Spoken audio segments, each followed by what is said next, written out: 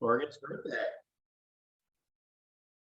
All right. Yeah, I was going to say that I was at the Capitol earlier and it's like, Oregon's birthday. All right. Excellent. Well, happy birthday, Oregon. Be the first to say, and happy Valentine's Day to y'all. We'll jump into this meeting and then hopefully we'll close out and you can all go spend some time with your loved ones. So we got 2 hours together. Really appreciate everyone hopping on. We may see a few people jump on here pretty soon as well. Agenda got sent out and did change it to all virtual. So I'm at my command post at home. I know people are kind of throughout the state, so always good to see everyone there. So just kind of jumping into it, real quick agenda review, kind of where we start here. So welcome, introductions and updates, just a good opportunity to welcome everyone, and then also just provide any updates that anyone wants to discuss, provide, etc. And then we're going to jump into some really good conversations. One of them's how implementation will happen. Dan's going to lead that conversation today. And that one's really looking at, okay, so we're developing a strategy. We talked about governance. That's great. Then what? We talked about this within this group and a lot of other groups. Really, the desire here is to build a strategy that's implementable and not another shelf document. So we heard a lot from the very beginning. And that is really the desire, and we continue to work towards that. So we'll have a nice, fruitful conversation there. And then capacity and readiness. Just a reminder that EJ Davis last meeting presented some capacity and readiness information. She unfortunately is unable to be here, so I'm going to try to represent her work the best that I can. A little more in depth. Last time there was some preliminary stuff, so we're going to jump into that and have a conversation there. And then prioritization, really working those maps and starting to get more defined in. And then Dan's going to have that conversation, and then we'll wrap up with next steps and kind of discuss what does the next few meetings look like and what is the future like, et cetera. So once again, I'm providing kind of a high level overview with that, and we'll dig into those. As always, just really appreciate everyone being here and just providing really good, thoughtful comments, feedbacks, et cetera. We do have, I do want to call out one new face. We do have Carrie Metlin here with the Nature Conservancy, as Pete Caligieri was unable to attend today. I believe he's taken some much needed annual leave. So good for Pete, and Carrie, thanks for stepping in for this one. Really appreciate it. So just wanted to point that out. Yeah, so with that too, is there any questions about the agenda? Otherwise, we have a lot of the normal faces. We do have Brian here with the Forest Service, and Mirka and Sean with INR, and Dan with American Forest, and the rest of the group here. So Joseph, it looks like you got a question before we jump into it.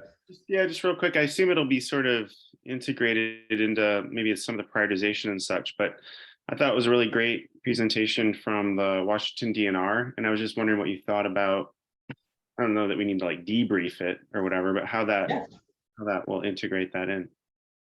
Yeah, absolutely. I'll try to answer, and I'd also like to hear other people's kind of feedback, comments, thoughts there too. So, you know, great stuff about Washington DNR. Really appreciate them and people showing up there. Kind of a couple of things that I took from that was, you know, how they looked at their strategy and where it got it. I saw a lot of growth from Washington DNR from where they started to where they are now in 5 years. I think they said like 190 employees, and the last biennium, I think they mentioned something about like 100 and some, but I'm not going to say a number, but they've received a lot of funding for the work. So I think that's really important. I think there's some differences in conversations talking with Washington DNR, one of them being, you know, they are the Department of Natural Resources. In Oregon, we're also, you know, we're looking at 3 state agencies that are involved in this work, and also 3 federal agencies. And this 20-year strategy is very much rooted in the shared stewardship MOU. So I just really wanted to point that out. That's always been kind of the work they've been doing versus this work is really rooted in shared stewardship, and that 20-year strategy is really rooted in that work. So, those are some kind of key takeaways that I noticed, but I'd also open it up. So Joseph, I don't know if you had any key takeaways or any others that wanted to kind of what they heard. Oh, I don't know. I always think, like say we're building a new car, but we already see like how they built that car, you know, can we just make it a little better, you know, maybe add some bells and whistles to it, or figure out what they got wrong and all that. I don't know. It just, you know, it's a pretty, you know, their treatment area is a lot smaller than I think what we've been kicking around. I mean, I think that's one big thing to note, right? 1.5 million acres, right? It felt very opportunistic too, I guess, right? It wasn't like they just really figured out where they needed to treat and they just stuck with it. It was sort of like, well, it depends what the Forest Service was doing and how did we like, kind of mash that up with opportunities that were out there. So I thought that was an important point they made. But yeah, I think one thing that concerned me is I don't know how much follow through and follow up treatments there was necessarily, like tracking and making sure happened. And gosh, I hope we don't do that. I'm tired of the random acts of restoration and not making sure that we like maintain those over time. So that was one thing I took away as well. Off the cuff. Yeah, thank you, Joseph. Amanda, see your hand raised. Yeah, I had a few comments. I was really sad I couldn't be there in person.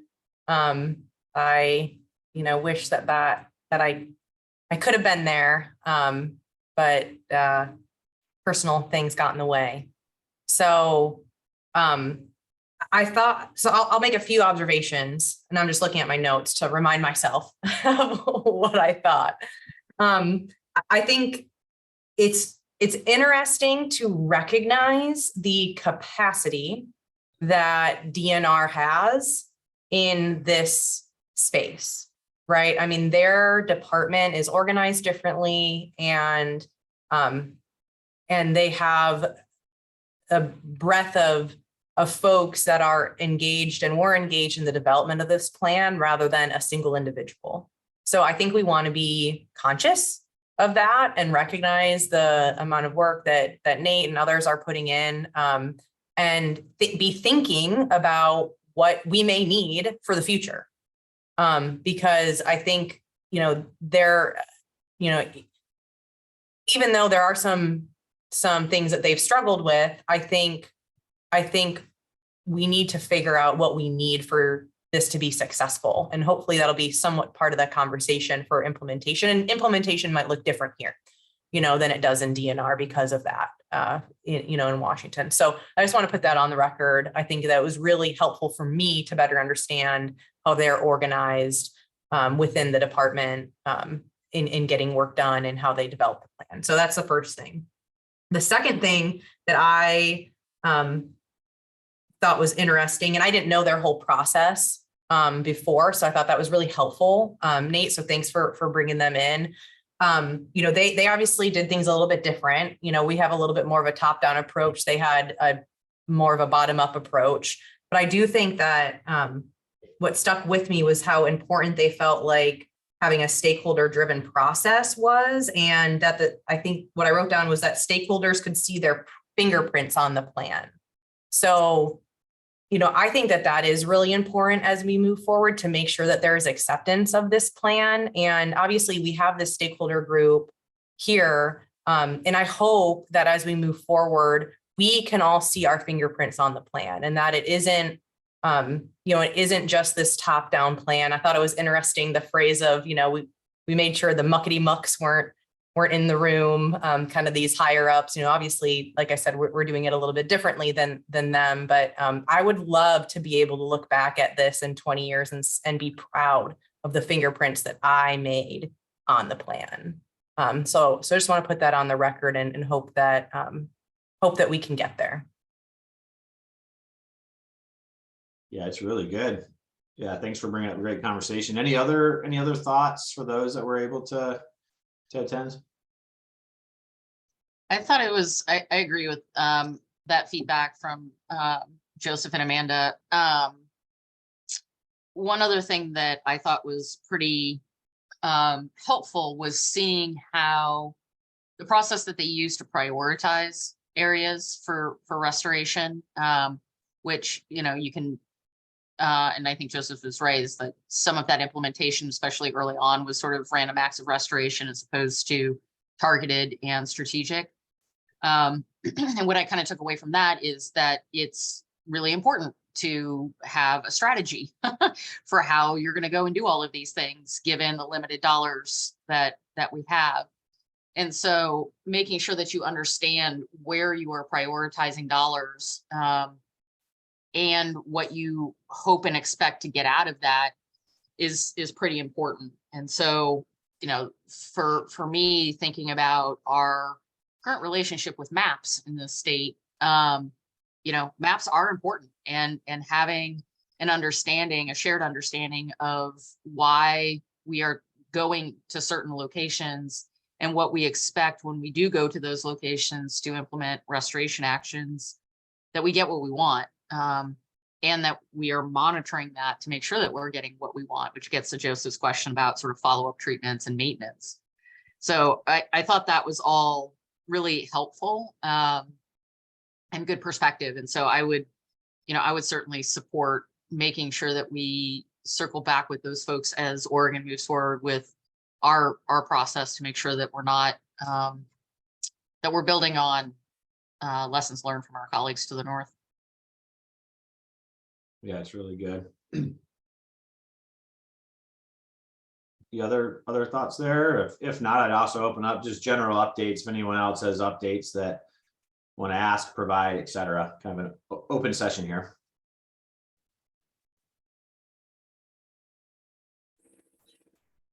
Nathan, I missed the smoke conversation. I was the one that provoked that conversation at our smoke management advisory committee meeting, and then I got pulled off into legislative nightmares. So I'd be interested in how that went and if it's relevant to the group.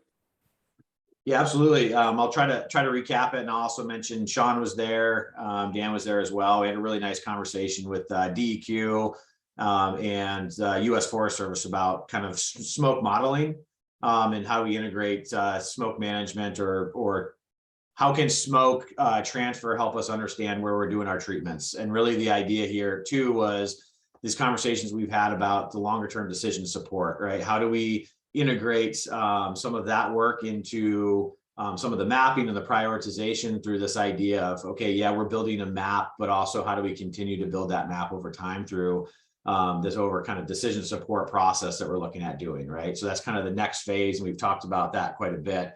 So that was one of them. And then also we've been getting a lot of feedback, how to integrate other agencies. We've heard about Department of Ag. We talked about DEQ. We've been hearing that, and that's part of the conversation we're gonna have a little bit later too, is implementing this, right? How do we also make this inclusive? How are other agencies also participating to look at this? I had a conversation earlier about Department of Transportation. How are we integrating Department of Transportation, right? Where does it end, et cetera, but how do we integrate it? So going back to that smoke conversation, it was really good to see what kind of work is being done, especially with mapping and modeling there, but also how do we start joining efforts with some other work that's going on? I think that's the whole process we're looking at, is how do we keep building that momentum over time, but yet still build a nice, really strong foundation here and keep growing. So essentially the outcome there was we need to continue the conversations, which I think we fully plan on doing, about how we integrate smoke into it. And once again, I'll open it up for others that were there if they have additional thoughts or comments on that conversation.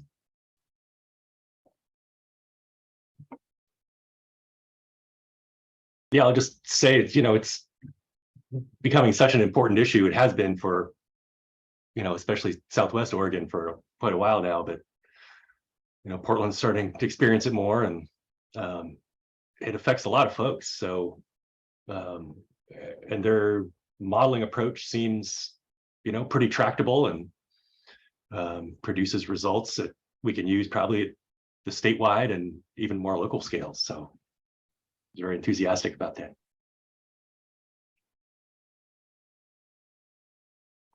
Yeah, thank you, Kyle. I really appreciate that. Anything else? Any thoughts, kind of general updates anyone wants to throw out there?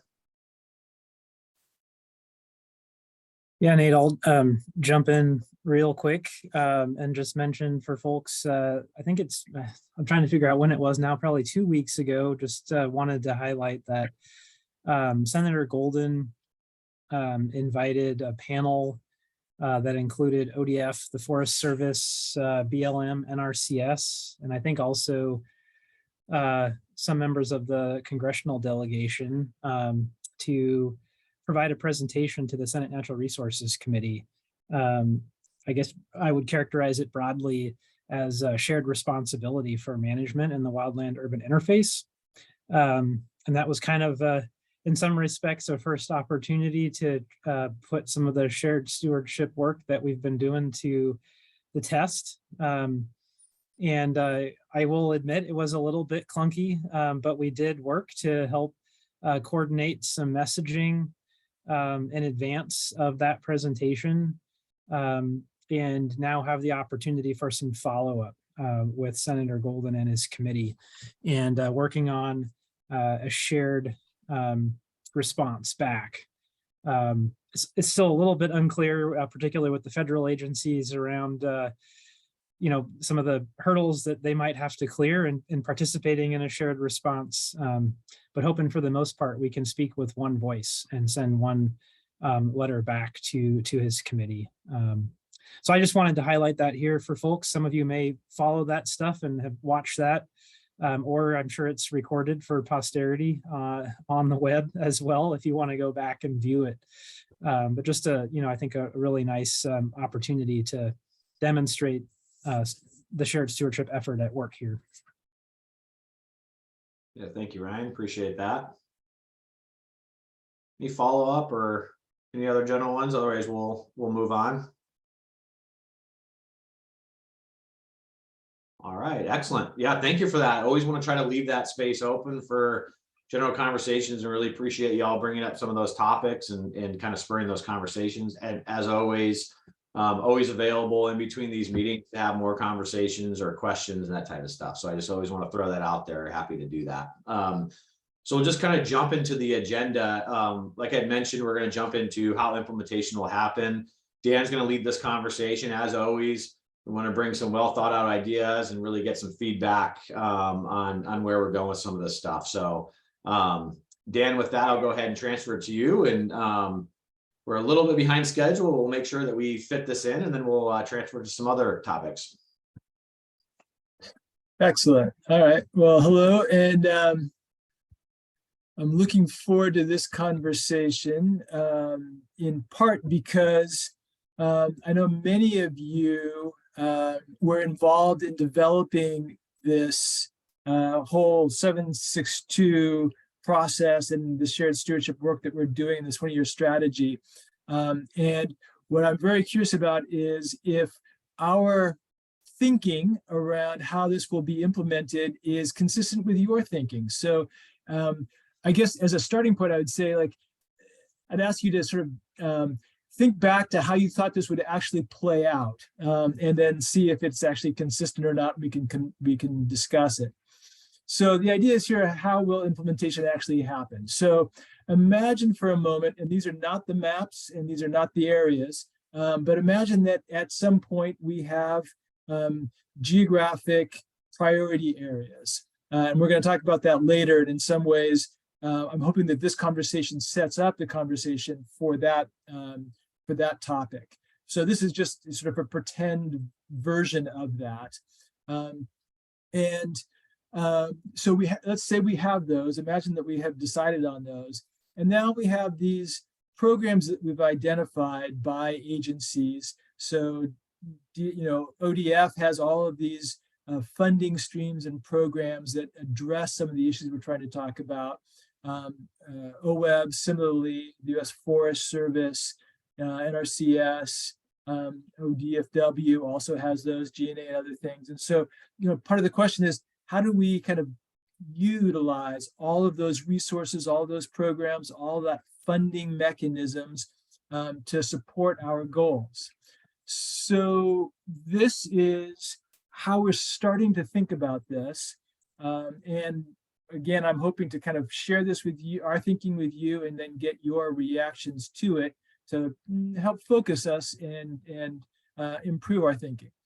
So the first way we think this might happen is that once we have priority areas, the agencies are going to start to focus more resources towards those areas. And it's not all of them, and we're not canceling existing commitments, but as future decisions are made, those are going to be channeled more in a more concentrated way towards these areas.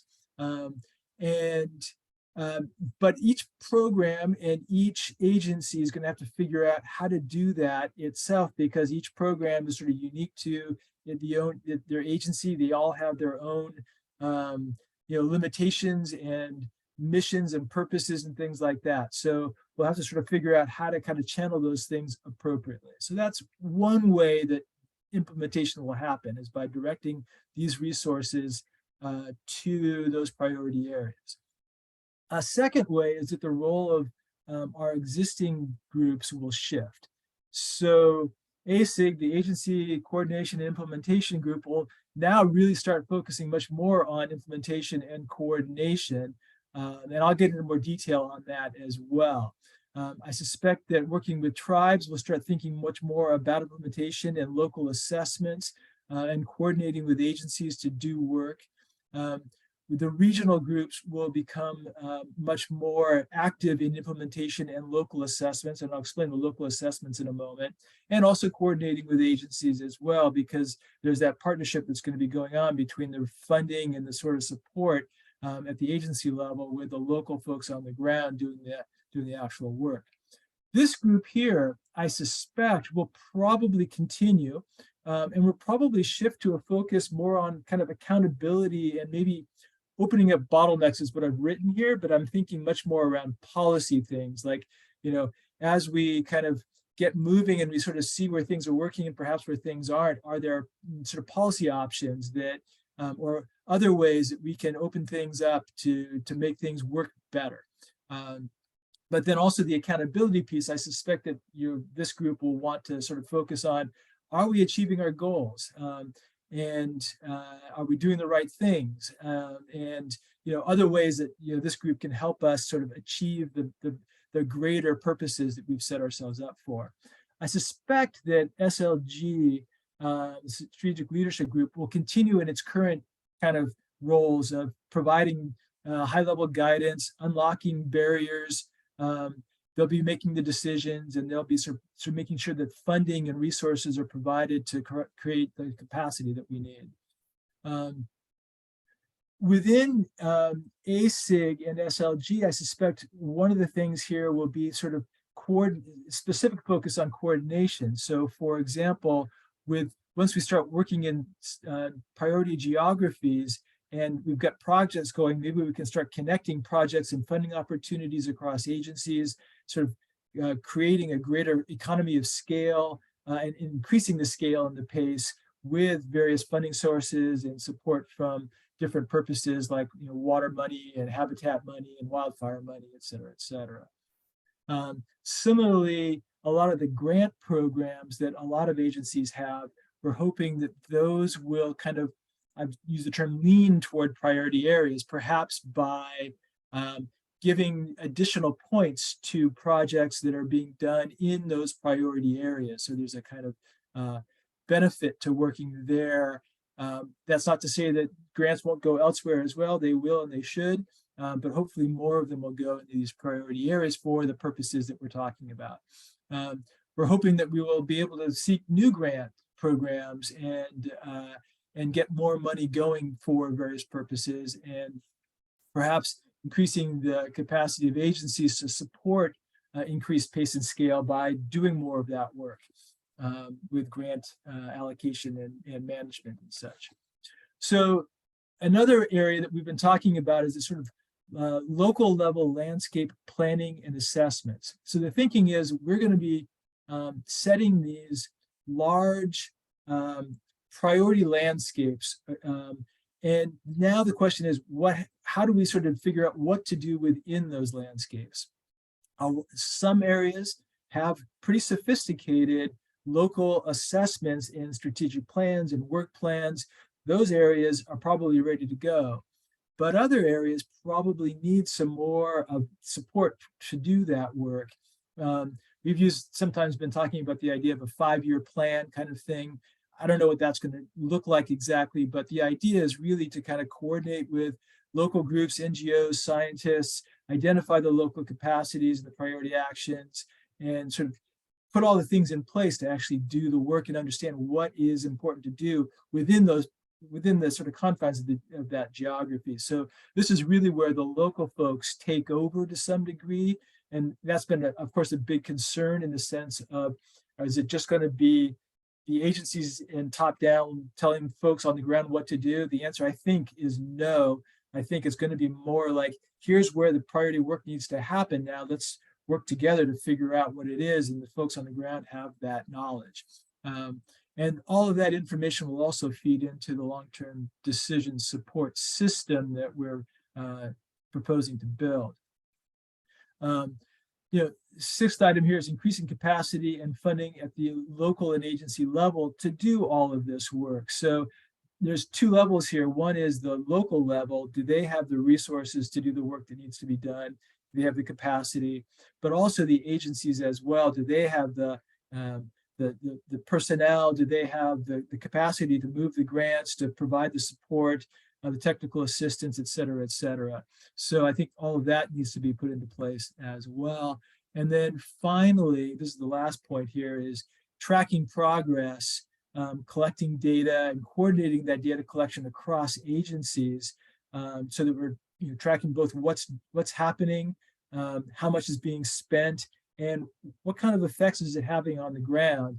And then also folding that information into the long-term decision support system, as well as communicating progress, so that we are adapting and making changes along the way and doing the right things at the right scale across the landscape, and understanding what's been done and how effective it's been, and maybe making adjustments as we go.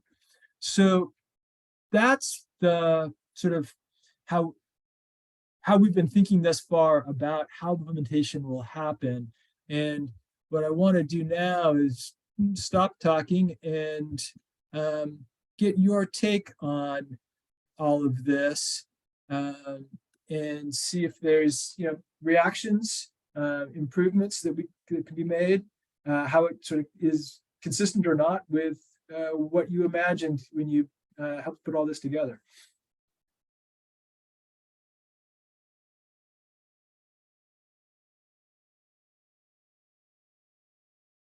I have a question. Oh, sorry, we're raising hands. I will shut up and raise my hand. I yield the floor. Oriana, was that you? I yield the floor as well. I'm not sure who said that. That's me. Susan. Okay, yeah, please go for it. Sorry for jumping the gun, everybody. Appreciate it. So just a quick sort of reality check, I guess. Oregon entered into its shared stewardship agreement with the Forest Service long time ago now, many years ago, and the 20-year plan kind of hung out there for a while. We didn't do much with it. Now we're picking it back up again, put it together, which I really appreciate. I will acknowledge that I'm a little cranky these days with my Forest Service partners, but is the Forest Service and Forest Service leadership still supporting shared stewardship and the implementation of our 20-year plan? I just haven't heard a lot recently from my Forest Service partners about it, which just may mean that those conversations are happening at a different level, which is, again, totally fine. But there's obviously a lot to go on here. And I just would love some confirmation that the Forest Service is still committed to this vision, and that if we spend a lot of time developing this plan, that it will in fact be funded both by the feds and the state, and move towards implementation, because that's obviously key. And I think that's what most of us are super interested in, is what happens on the ground. So I'd just love to hear some confirmation that Forest Service is still in this with us, or if that appetite for this kind of thing is chilling, then I think that would also be good to know. I'm going to pass that question to Nathan and Ryan. I'd happily speak to it, but I think they are more appropriate to it. I'll start here, and we also have Brian is here as well. And Brian, I don't want to speak for the U.S. Forest Service, so I'll just start. I guess to start off with, once again, kind of the governance that we have, right? So Brian's here representing the U.S. Forest Service. So very thankful to have Brian, and Brian's been very active and just a phenomenal partner within the agency coordination implementation group, along with other U.S. Forest Service folks. And then, Glenn's been very active in that strategic leadership group, amongst others. And we've all really been looking at this and co-developing it and really working together. So I think that's a really important piece to note of kind of the process that we've been going through. And so I want to start there of just kind of saying where we are, but I don't want to speak for any agency. So I'll also open it up, Ryan or Brian, if you want to add on to that. I just want to kind of lay the context of, been great partners and really involved in this work from the beginning. So I'll stop there. And Ryan, Brian, if you got anything to add. Well, I have some thoughts, but I want to give Brian, I don't want to get in front of the Forest Service. So I'll give Brian a chance if you want to chime in first. No, go for it, Ryan. I'll follow up. Okay. Well, I would echo, sorry, this spot of sun feels great, but it's following me around here. I would echo, what Nathan said. We've clearly had a lot of engagement, both sort of at that ASIG implementation group, and then at the SLG, that strategic leadership group, the leadership level from all the agencies, in helping to build the foundation and the governance structure for shared stewardship, which is really necessary to make the 20-year strategy successful. And that's why that's where a lot of our effort and time, where Nathan's effort and time went initially, to build that solid foundation. So from that perspective, I feel like everybody's bought in. But I would also say, and I'll speak specifically to ODF, and I suspect that Forest Service and other agencies may face some of the same challenges. And so that is, quite honestly, it is still a challenge to build understanding and awareness of the work that we're doing internally. And we're still looking at how the 20-year strategy fits into our current business and our current priorities. And I suspect for that reason, you all may not be hearing a lot about it locally from your partners. And that's definitely a barrier for us to continue to work on and overcome, certainly. And I think it's just important to be honest about that.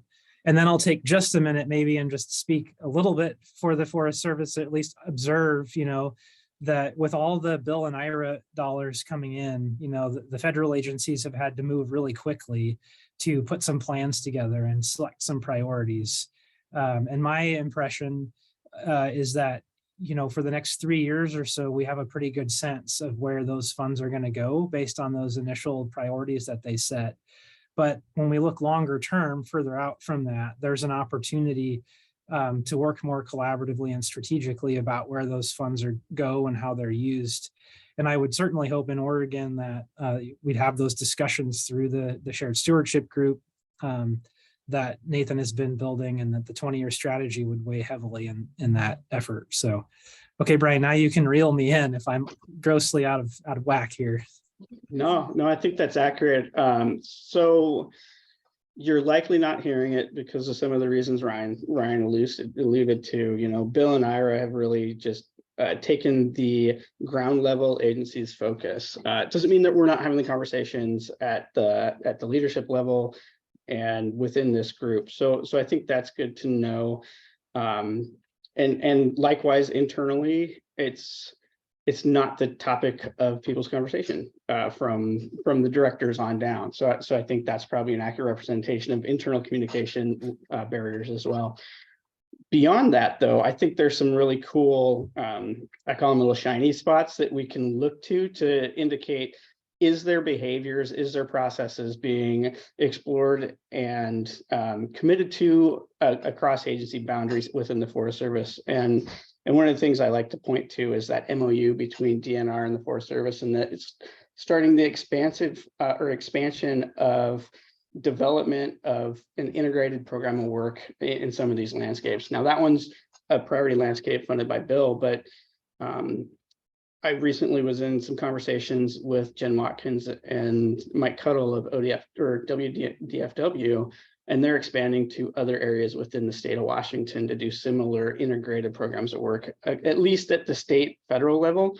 My hope, though, as was alluded to earlier in this presentation or this discussion, was there's a car built, can we make it better? So can we include additional partners? Can we include additional folks within the framework of, it doesn't have to be an MOU, it doesn't have to be as the formalized structure that they're doing in Washington, but is there an element to that we can embed in the implementation of the so what at the end of this 20-year process that we're embarked upon? And I think there is. I think there's some good opportunities to bring tribes in, to bring other partners in, so that we can have a true all lands shared stewardship, cross-boundary focus at the local level. And I think that's the important part here as well, is we can talk about it at the regional office level, and if it never reaches the local level, there's no behavior or processes that are going to change. And so that's where we're working within our agency and through the 20-year plan to have those local conversations and, you know, rely on that process, and perhaps formalizing it will help ease that process and ensure that those behaviors are observed on the local landscape. So, you know, I think there's some shiny spots there that if we can lean into them at our level and kind of move forward together, that we can ensure that we will and continue to and institutionalize cross-boundary work at the local landscape. Thanks. I appreciate that explanation, all of you. Thank you. Great. I'm going to call on Ariana next, but Nathan, I just want to note that I'm not tracking time, so I'm going to rely on you to sort of let us know when we need to move to the next topic. Ariana? Thanks. Can we go back a couple slides to the first one that includes the agency requirements?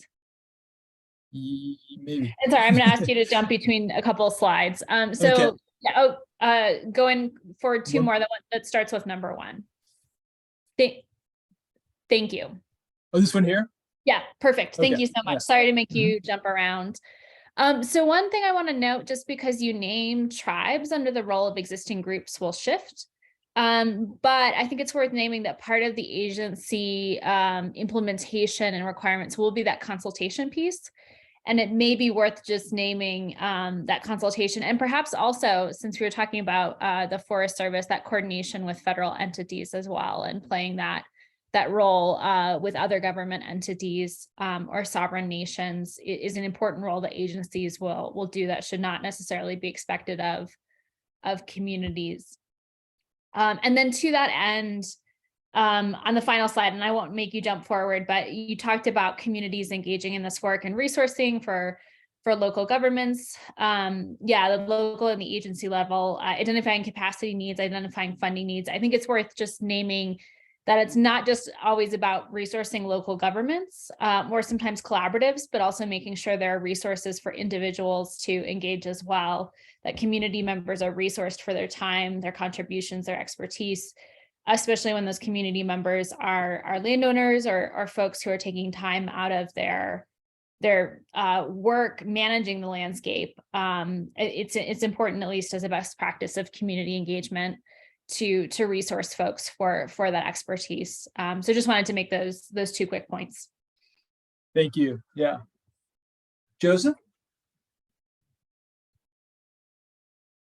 It's great points. I was good to see number 7 about sort of the feedback loop. One thing I was wondering about is like how this thing would be updated, you know, based on triggers of how much like funding's already going into a certain place. I think of a place like Central Oregon that's like gotten all this CFLRP funding, and they're also a priority landscape, and you know, maybe there's a bunch of EQIP grants. There's just like a lot of money. It's a priority area, don't get me wrong, but like how much is enough for like that space versus like, okay, now they're just kind of getting all the resources, and then, you know, how are we then updating and, you know, making this thing adapt to that new information about, all right, now that's a lot of money. It just seems like there's so much money coming from so many different sources that it's not necessarily tracked in a way that really, you know, gets updated in a sort of adaptive management kind of context. So I'm glad to see number 7. I guess I'd be good to see what those triggers and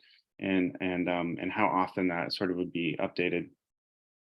Yeah, that's a great point. And I'll just note that like all of these are sort of, you're seeing the headlines and almost none of them have been filled out in enough detail to really sort of answer that question, including number 7, but that is what we're working towards. So I'm sort of giving you the sense of where we think we want to go to try to get your feedback as you are giving us here, and know that we're on the right track so that when we do fill it out, we're filling it out in the right way. So thank you. Marco and then Amanda. Dan, can I just jump in real quick on that one too? Sure. Because I was also looking at Nils' comment. Sorry, Marco, I didn't want to jump in front of you, but we don't have Pete here today. We always get in front of Pete and keep him from talking. That's a really good point, Joseph. And I was looking at Nils' comment in the chat as well. And just a couple of quick thoughts that I wanted to throw in. We talk a lot about the development of a decision support tool or decision support system. And I think, the idea is that a lot of that would be baked in there. What are those thresholds? I don't know. And, do they depend on the landscape? Probably. But I also, the thing I really wanted to throw into the discussion here was just thinking about some of the different buckets that we might also invest in. If we think about implementation is clearly one place where we put a lot of funding, but there's also needs for planning and building capacity. And so those are kind of the 3 areas that I think about making those investments. And that's where I hope some kind of a decision support system could help us look at a place within a landscape and make some decisions about which investments are best to help us move the needle there. Some places may have a lot of shelf stock, right? And you can make that quick investment in implementation, but we may need to build capacity in other areas and then invest in planning before we can get to the implementation. And being able to kind of maintain that portfolio across the landscape and understand what it looks like, I think is really important. And that means then, of course, that we're feeding a lot of different data into that decision support system. It's not just about like what's happening with the vegetation, but it's also what's happening with those communities, et cetera. So I hope that kind of peppers some thought around that topic. Yeah, thank you, Ryan. Marco?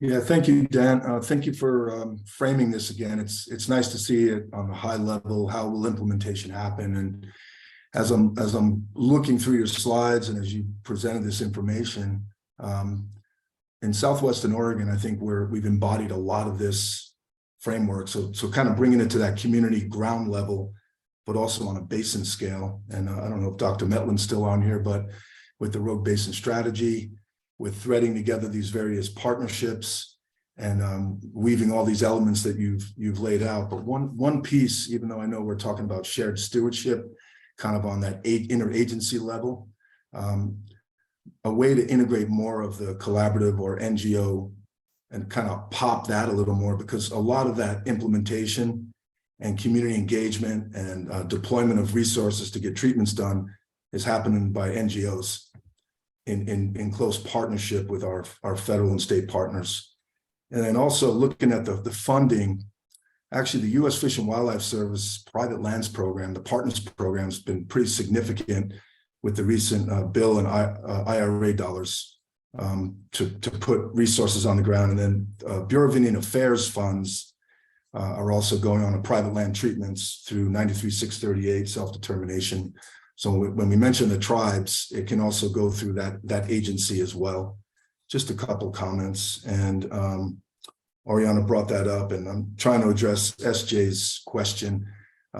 We do see the spirit of shared stewardship really happening in the Southwestern Oregon currently, and then moving into the future on how this 20-year plan will evolve. But it's expressed really well in this framework you've laid out. So thank you. Thank you. Yeah. Amanda? Yeah, thanks. Ryan, I appreciated your kind of recognition that there's multiple pieces and facets to implementation. And I was actually going to expand on that and say, I think the numbers, these are all good things, but I would like to see maybe at the next meeting, further breakdown or reorganization of these thoughts into buckets where we've got funding, right? And we've talked about the concept of having some sort of a financial plan, or where are those finance options, kind of like Marco was talking about, different programs, different grants at the federal level, the state level, where, you know, where we can get that all from, you know, really making that, putting teeth on that, right? Putting more teeth to that. So there's the funding piece of the implementation. Then, like you said, Ryan, there's the planning piece. You know, how are we going to get planning done? Are we going to do more contract NEPA through GNA? Are we going to do and you know, try to develop more joint chiefs projects? Like, you know, are we going to try to do, you know, other things? How does planning work with federal lands and across boundaries and things like that? More joint decisions between BLM and Forest Service. Like, you know, what does that look like, right? I think that we need to really dive into that part of the implementation. And then there's the contract mechanisms, right? As well as the capacity piece. You know, what types of contract mechanisms are we going to use? Are we going to use, you know, all of the above, where we use grants? Are we going to use MSAs? Are we going to use, you know, large IRTCs or IRSCs? You know, that depending on where you're at, you know, maybe one or the other. Are we going to use GNA to do more traditional timber sale contracting? You know, so anyways, we need to kind of think more strategically about what those options are, what we think is viable for implementation, what do we want to invest in, right, as it relates to those contracting mechanisms. And then I think that last bullet was on monitoring or adaptive management. How do we learn from what we're doing in implementation? So I think everything that we have on there is great, and everything that's been presented so far is, you know, sort of spot on. I just think that we could organize those thoughts a little bit better into those 4 or maybe more buckets. That's just off the top of my head how I'm thinking about this as I look through these, because, like I said, some of these sort of go together within the list of 7. Some of them are sort of different. You know, they kind of address different parts of implementation. Yeah, I agree with you completely on that, Amanda. As I put this together and then look it over, you know, I can see ways to kind of group things better. So I appreciate your thoughts there on that. We'll take a whack at that for the next one. Hey, Dan, I'm going to move us on. Perfect. Yeah, thank you. I really appreciate all of those great thoughts and providing that information. And as always, you know, we're gathering that, taking notes, and we'll work on massaging this and incorporating it. So we're a little bit behind schedule. That's okay. Really good conversation. I want to have a presentation about capacity and readiness. So I'm going to do that, and I'll kind of shorten that, and then we'll get to all the fun stuff of looking at maps and kind of geographies, et cetera. So we want to leave room for that as well. So I'm going to go ahead and move through this. Let's see here. And Dan, can you just call out? Can you see this? Yes. Okay, excellent. So just kind of a recap, we've been talking about capacity and readiness for quite a while, and really looking at kind of the purpose of it, and really the feedback we got from the very beginning was really looking at identifying where those conditions are in place for implementation. We really want to know, where are we ready? Where do we have the capacity to do the work? And then where is it not in place, and what are the gaps? And then identify what needs to be done to do that. And understanding capacity is it's a very small word that means a lot.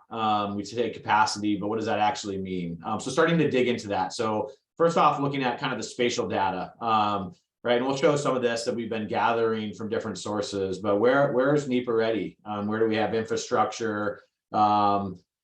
Right? Where are current priorities, wildfire perimeters, et cetera. So really looking at that piece, and then the local and regional groups, that was brought up in the last conversation, which is really good. And then also, where do we have agency capacity and tribal capacity? And really what I want to dig into is this local and regional groups. And with that, EJ Davis has been working really closely with us and helping us out understand kind of that local and regional group capacity. And I'm going to present her work. Unfortunately, EJ's not able to be here today, but I want to try to represent it as well as I can, but just know that obviously EJ is really an expert in this field and really very lucky to have her working on this with us. So I'm going to jump into kind of that. So what EJ had put together working with the agency coordination group and trying to wrap our heads around some of this is the quantitative capacity assessments. And what I want to do here is kind of boil that down, all the information. So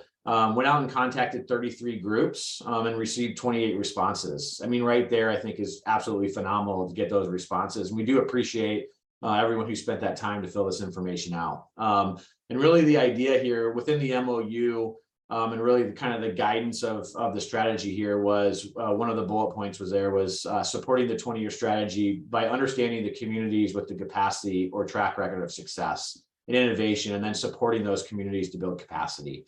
It's really a foundation of the strategy and want to keep hitting on that, but we want to know more about it. So from there too is also looking at not just the 26 forest collaborative groups, but also the all lands partnerships that are out on the landscape as well that are doing this great work. So I'm reaching out to those groups and really providing that first cut of understanding the capacities, barriers, and needs. And I think that's important to express kind of a first cut at a high level, but really the interest to understand this more and really provide some solutions to those barriers. So what does it get us? All right. So why are we doing this? What are we getting from it? And once again, really the capacities, barriers, and needs. I think that's a big piece. How do we open up the bottlenecks? How do we think about where are the barriers? And what can we do in this strategy to open that up and really support that local on the ground work that's happening through these partnerships and collaboratives as described earlier. So that's really important. And then also we're updating the spatial overlay of where these groups operate.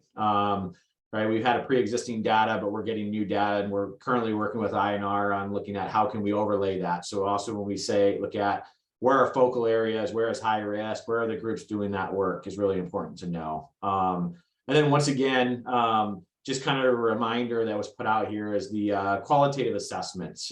This was self-reported and really the questions that we asked. There's a lot more information out there, and since it's self-reported, the individuals or the groups that are reporting it, this is what they told us. So I think it's really important to note that as well. So just to kind of jump in here, so about the groups, what did we get from the survey? What did it tell us? So one staff person, maybe part-time, maybe none. Right. So right there's the capacity of these groups, who's actually able to work in those groups and what is that staff person, what is their capabilities within this large body of work. So that was one of the feedback. And then also some of the common capacities right there. So really that knowledge sharing and really building capacity on partners was what a lot of these groups are working on, and those shared values. Zones of agreement. So a lot of that work is happening in that space was what we gathered from here, and those cross-boundary partnerships. And, you know, the strategy rooted in cross-boundary, large landscape scale, and a lot of those groups are working on that stuff. And then really seeking and managing grant funds, getting the funding in order to support the work that's happening on the grounds. And then also there's some discussions about the agency partners and helping them attain the funding and the multiple sources. We looked at all the sources of funding we have, and that alone is a lot of work to manage all the different funding sources and the implementation of the work. So, and then that developing plans and strategies within the local area. And once again, I think that's really important as we go into the conversation of focal areas of where does the work that we're looking at a state scale really help support that local strategies and the planning that's happening, and making sure that that support's happening at that local level. So, and then really looking at that last piece is understanding the differences between the forest collaboratives or the collaboratives and then the all lands partnerships and kind of that coordination execution. So that's kind of a general about the groups. But then really pulling out the good information, like what did we glean from this? What are the top barriers? And kind of broke it out into 3 buckets here, looking at organizational planning and implementation. So really, you know, the insufficient funding for basic operating capacity, the funding that's needed to actually operate within these partnerships and collaboratives is really a barrier. So something for us to think about is how do we continue to provide that funding? And then that turnover. I've heard that a lot, not only in the survey, but conversations about how agency folks are constantly turning over. Just when you build a relationship, they may be taking another job or promotion, a different opportunity, or just quite frankly, leaving the area, and understanding that's a barrier with that kind of organizational structures. And then really looking into planning, having the skilled planners, right? The people who really have that knowledge within these partnerships and collaboratives to do that planning work that's necessary. And I think really identifying that the planning is really important to get to implementation. So really some top barriers there, and then the implementation, the weather.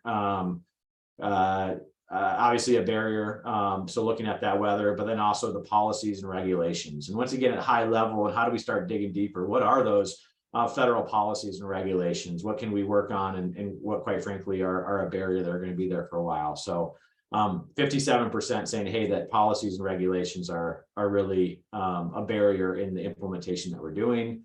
And then the fire seasons. I understand about the fire seasons, and I think the work here is how do we start looking at kind of reducing that risk and reducing the severity of fires, and getting a lot of work done on the grounds, and how do we kind of reverse that trend of not just constantly fighting fires, but how are we trying to do that work at a time? So and then contractor capacity. We hear a lot about contractor capacity, and once again, half of the survey results were saying, hey, contractor capacity is a big barrier, et cetera. So Amanda, I'm just going to power through this real quick if you don't mind, and then we'll open it up.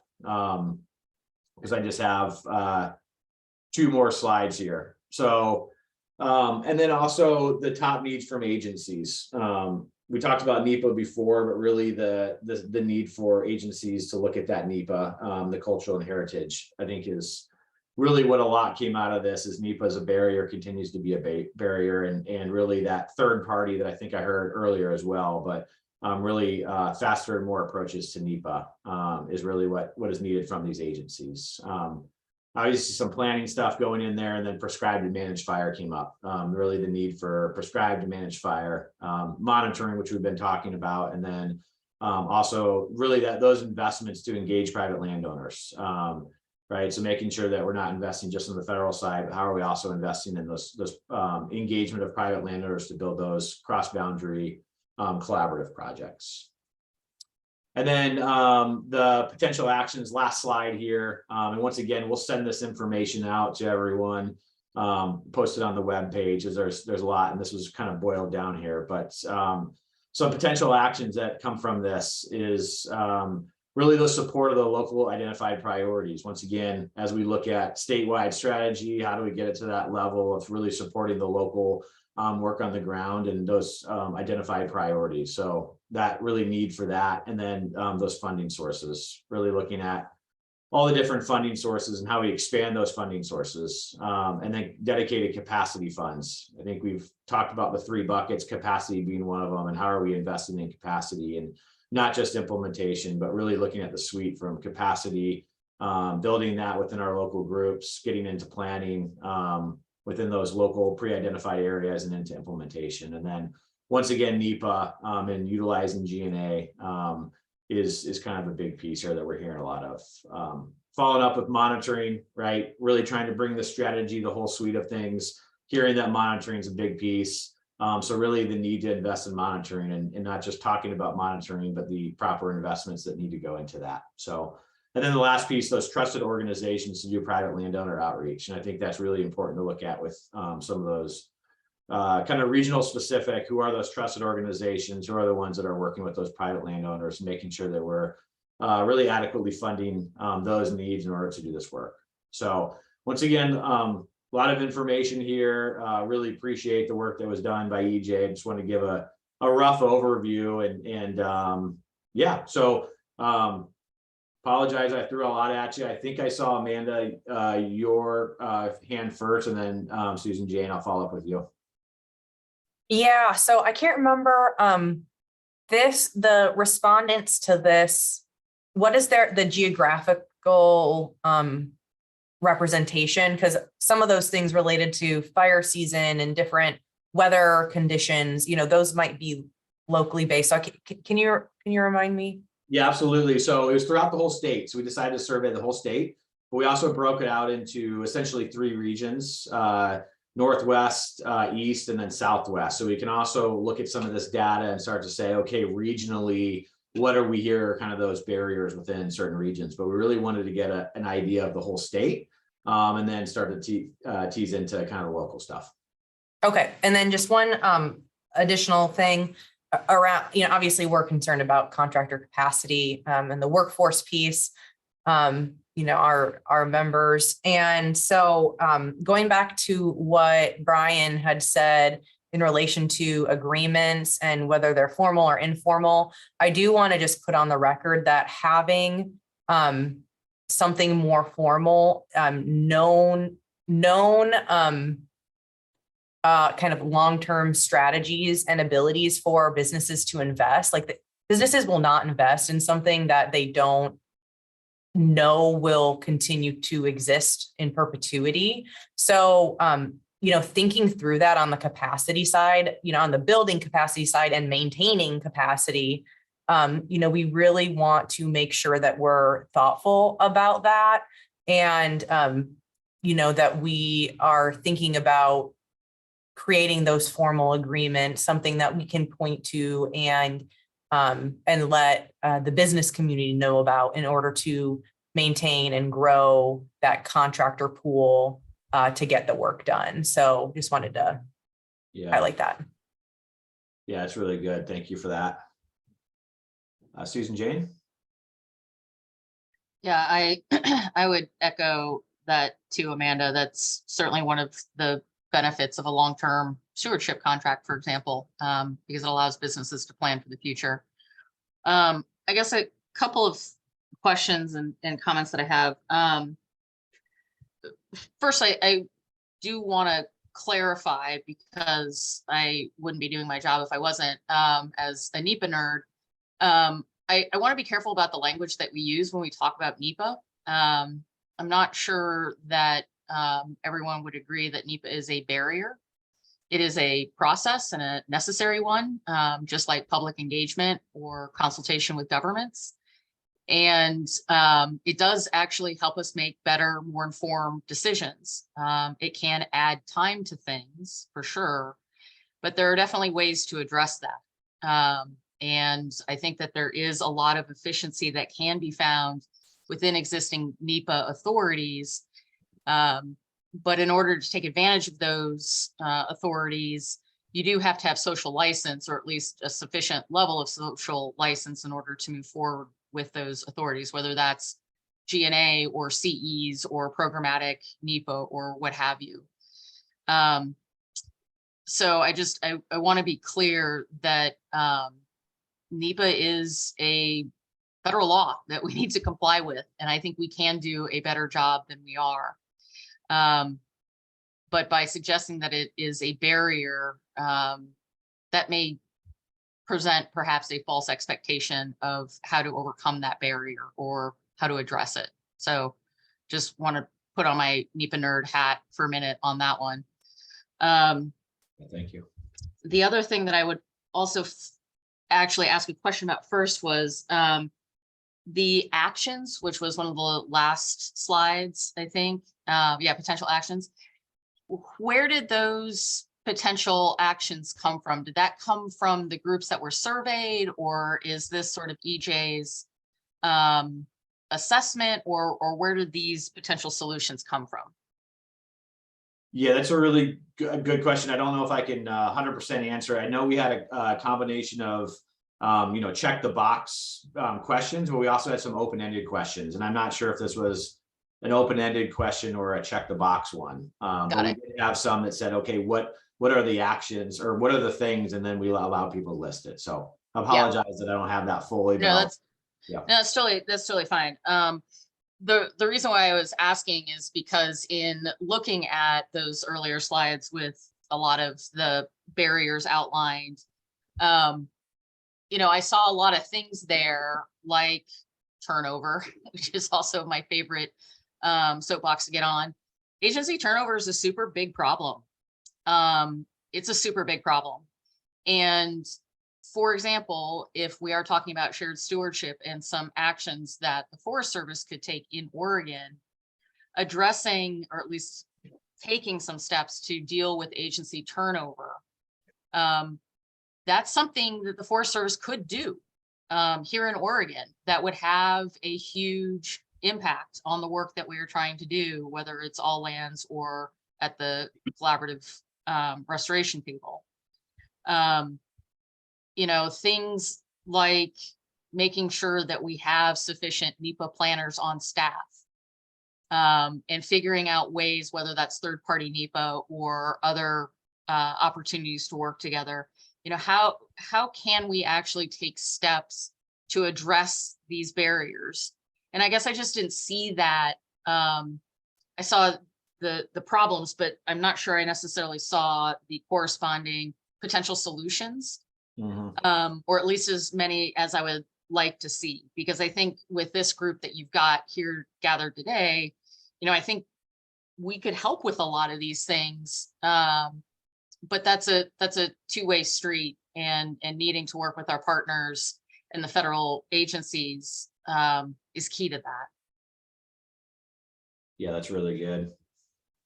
And I guess just kind of my couple thoughts there is, you know, I think the hope here is understanding what are some of the big buckets and what are the things we're looking at. And that's the idea of, you know, implementing this and not making a shelf document, not just calling out, but how are we working together over the next 20 years to tackle some of these really big problems? And what's nice about this is we're not just saying it, we're hearing it from folks, and we can really start digging into it. So really appreciate all of that feedback from you, Amanda. So thank you. And I'm not sure who is next. I just see Joseph up top. So I'll go with Joseph and Marco. Oh yeah, I can be brief. Would you go to the next slide though? Up or down? The last slide, I guess.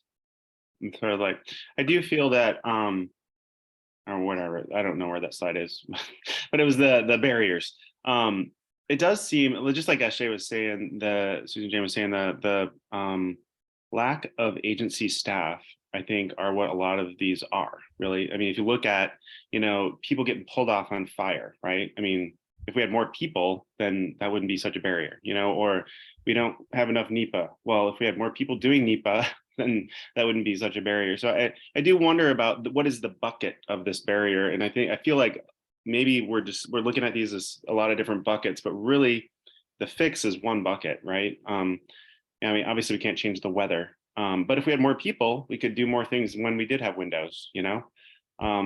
So I guess when I thought about this, I was like, well, what the fix is people, both inside and outside the agency. So I don't know, just my observation there. Yeah, it's excellent. Thank you. Marco?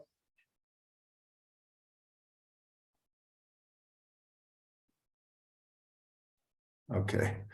Yeah, a couple thoughts on barriers that I didn't see that might be worthy of listing or exploring. When we think of the shared stewardship, and folks have mentioned the GNA or master stewardship agreements or stewardship authority that can span 10 to 20 years, not only around investment, but workforce capacity building. That's a huge element of having a long-term agreement. Now, when we're thinking of all lands and we're thinking of Oregon Department of Forestry administering some of these large pots of funding that are going to private land projects, right now we're implementing 762 work down here, and we have 7 workforces trying to meet this biennium deadline by June 2023 of a pretty large award. We have all hands on deck. If there's a way to figure out a similar framework, and I know it might not be doable with the state as comparison to the feds, but partnership agreements that extend over multiple years. And I know the general fund and dollars have to be spent within the biennium, but if there is a way to think through that barrier, and it would probably have to be some policy change, it's way above my understanding, but I think that's going to relieve a lot of the capacity issues for workforce. It's going to also contribute to bolstering that capacity and investment, because a lot of the work we're doing is on private non-industrial lands with funds from ODF, funds from OWEB, Focus Investment Partnership dollars. And if we can have a longer term agreement as NGO partners to be ready to implement, that would be very helpful to alleviate that barrier. And the other piece around workforce is it's a social equity issue around folks that are leaving the forest labor industry to explore other fields because of the pay, the Service Contract Act on the federal side. So trying to change the whole framework of an underclass industry that's been built over decades based on the big tree economy and even age management, forestry, that barrier has to be addressed if we're going to, for the long term, bolster workforce capacity and have more contractor interest. And then the third would be, we've been having this conversation for decades around community forestry, local workforce, and then the mobile workforce, which tends to be Latino, Latinx, Hispanic. Having a combination of a mobile workforce and a local workforce to be able to utilize resources. So setting up a model, leaning on that model and actually making that model solid and describing it in a way that can be accepted in this framework. And then the third around NEPA, we look to the north, to our partners in Washington for some guidance, looking to Region 5, particularly on the Modoc National Forest, the way the Forest Service is building capacity of third-party NGOs to conduct NEPA A to Z. And they have 5 different NGO partners. Lomakatsi, who I work for, is one of them. And they're getting their NEPA completed, Section 106 work, leaning on the tribes to do culture and heritage. So I think there's some really good models in Region 5 that we can look to that could address the barrier of the NEPA. Yeah, thank you, Marco. It's really appreciated. Yeah, thank you, Ryan. I'm going to go to you to kind of maybe respond and then also wrap it up, and then we'll jump over to kind of the prioritization conversation. So thank you, Ryan. Yeah, well, I hope this will help wrap it up in some way. I'm not sure. And here, actually, I want to expand my grid so I can actually see who I'm talking to. There we go. Really interesting conversation, and appreciate that feedback. One thought I just had is, again, I think of a lot of the work we're doing right now about collecting and making some policy recommendations. And I just heard a bunch of them right, there in the last 10 or 15 minutes. And I hope to a certain extent that helps to also, address how we're collecting and using feedback. But the 2 things that I really wanted to speak to have come up several times now. And it's related to, what are we talking about when we talk about building capacity and investing locally? And it also relates to some of the weak points that we as state and to some extent federal agencies have around our limitations.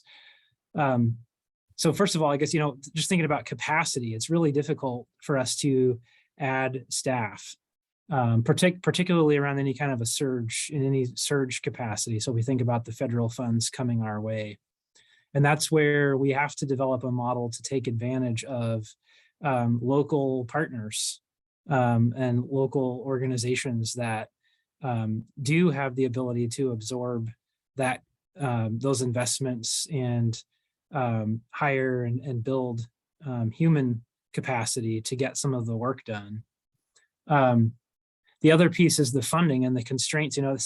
They go hand in hand for us as a state agency. It's really hard also to make plans around your staff capacity when you're working on a biennial budget. We face that regularly, which is one of the reasons why we end up with so many limited duration positions. And I don't know the specific answer there. There are some mechanisms through which we can carry funds from one biennium to the next, but that's not easy. But it would be interesting to, I definitely want to capture that and think that through, at least from the state side. In any case, I'm probably rambling and not wrapping up. But I'm just sort of reflecting on the conversation and just wanted to really acknowledge the importance of non-governmental organizations to get this work done because of the flexibility and the nimbleness, and also the importance of thinking creatively about what it means to invest in capacity. We think about that, at least I often think about that as local capacity, but some other things were raised in the conversation just now, including helping to build workforce capacity in the sector. And so, I think we ought to be thinking a little bit more broadly when we think about that bucket of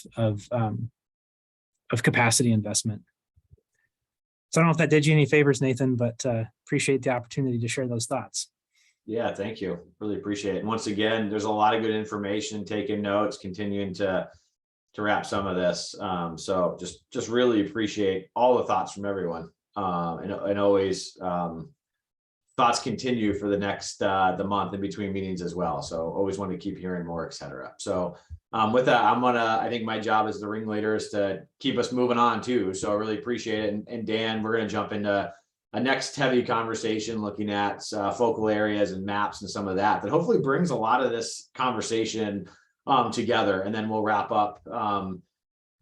Yeah, we'll try about 30 minutes. I know there's probably gonna be a lot of conversation, and then want to have a kind of wrapping up a conversation here at the end with kind of next steps to talk about where we're going. So we'll wrap that up. So Dan, I'm seeing a blue screen here, but All right.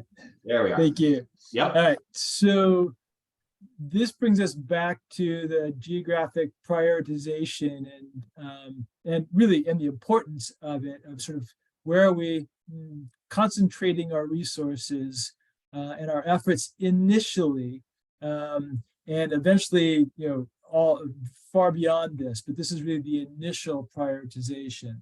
And just a reminder, you've seen this 100 times now, but like, our purpose, our sort of tasks are to prioritize restoration actions and geographies, wildfire risk reduction, set priority treatment areas that will yield the greatest return, statewide priorities, the appropriate scale, to empower collaborative groups and communities to develop locally based solutions. So all of that is sort of written into the MOU in 762. So we've gone back and forth. You've seen many versions of maps. This is the latest iteration, and we just got it about 2 hours ago. So maybe 3 hours ago now.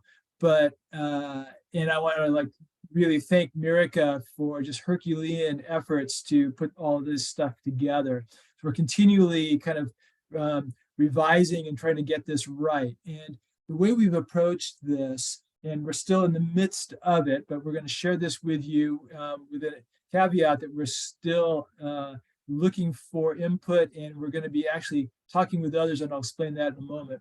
But basically, where we are is we've decided we're going to start, or at least we think we've decided, that we're going to start with the data, which is the top 4 ENVC classes and landscape health priorities, and I'll explain that in a moment. That gives us a starting point, but it's sort of the difference between decision support and decisions. And step 2 is kind of where we're heading right now, which is the decision part.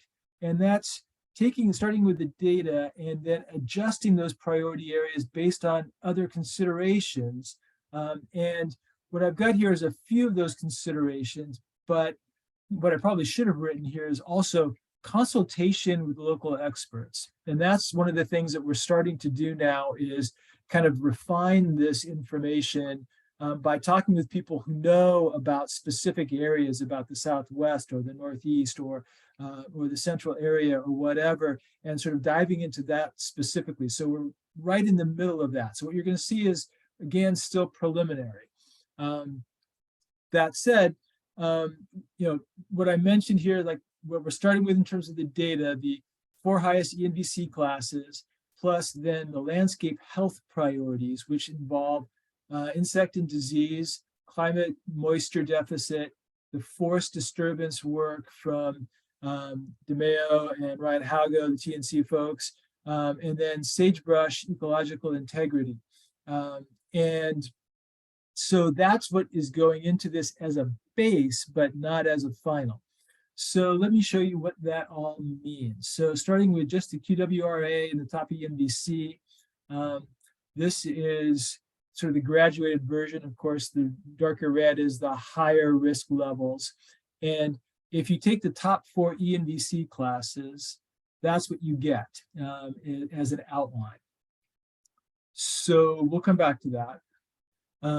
Now we take the landscape health, which again is insect and disease, forest restoration needs, the SageCon data, and some of the climate change work, the moisture deficit. And you sort of dice that into sort of higher and lower priority, and then take the top 15% is what we've chosen here. And you can see the outline. And I'll say that we started off with 25%, but that covered a lot of ground. And so we narrowed that with the idea that we wanted to be prioritizing. So this is the top 15%, which then leaves you looking like this when you sort of put it all together. And so the black is where they overlap and the gray is where they don't, but it's one or the other there.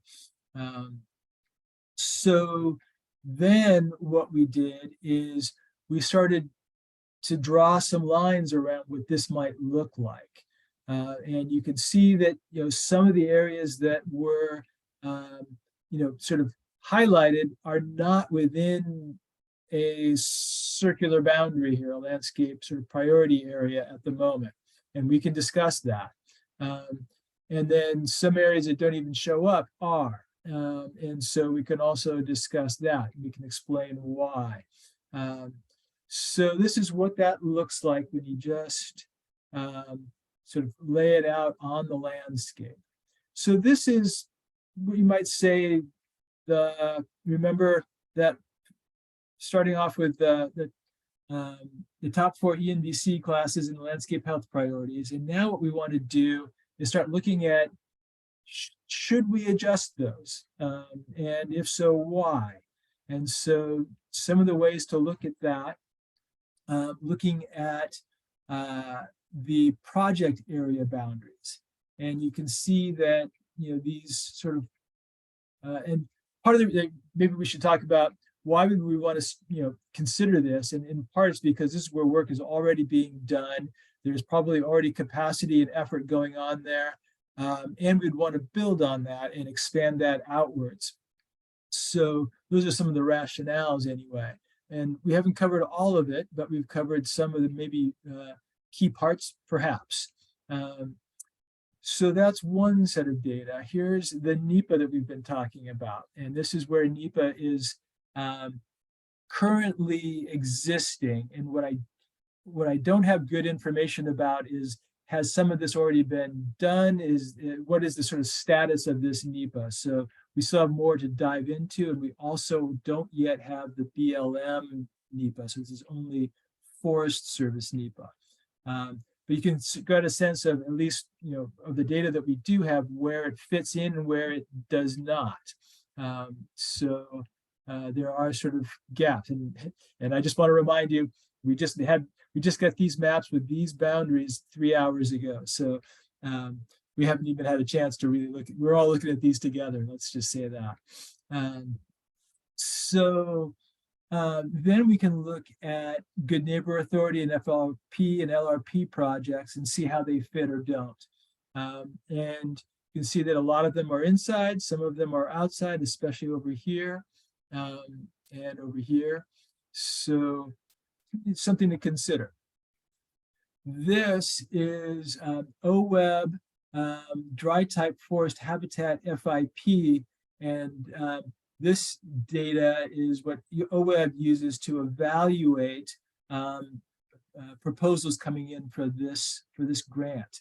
I don't think I'm not exactly sure how they use it and how sort of definitive it is, but it gives you a sense of where they have prioritized areas, sort of the higher levels here in the sort of red and brown colors, and where those fit and don't with what we've come up with. Same thing with the OWEB sagebrush and sage steppe habitat FIP, where those areas are, I think, prioritized. This is from ODFW, the Conservation Opportunity Areas. These cover a lot of ground, probably about half in, half out, maybe. And so, another data point to consider perhaps. This is WUI, high and extreme risk, and you can see where that fits in. And one of the reasons that we included this area as opposed to excluding it based on the earlier data was because of all of this WUI in here. And also down here, and you can sort of see where there is still some WUI that is not considered. So it's, a reasonable question, should that be included or not?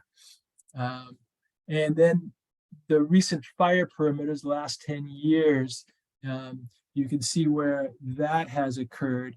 And one question, for example, over here, now that it's so, this was so burned, is this still a reasonable priority area, or is it not?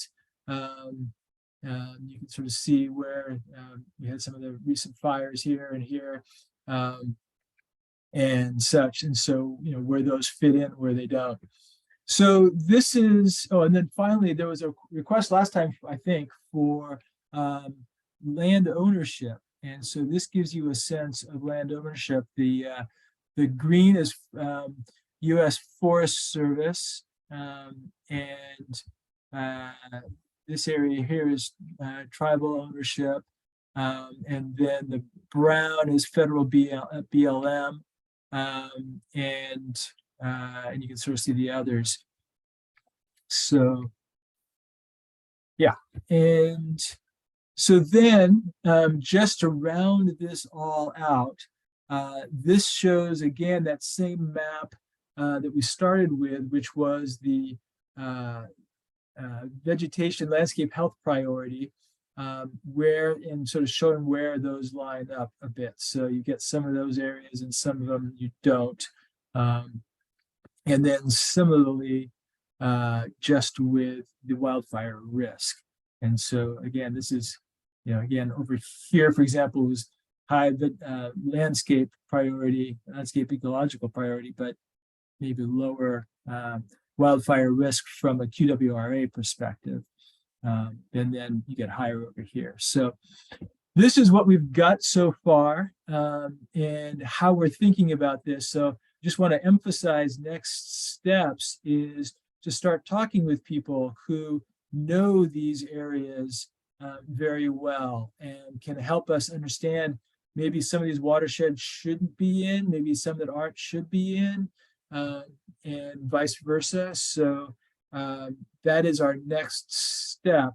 And I'm happy to, I would love to have the conversation now of your reactions to all this, to our approach to it overall, the results that you're seeing thus far, and any guidance that you'd like to offer us. I see Dylan's got his hand up, so I'll start with him. Yeah, this is good. I appreciate seeing this and good progress and having lots of different kind of values and layers to look at on this. So thank you very much for your work on it. Just a few questions. If you can articulate a little bit more about what that process is going to entail, that kind of like due diligence that you're talking about there. Two, when are we anticipating getting those NEPA data sets from the BLM?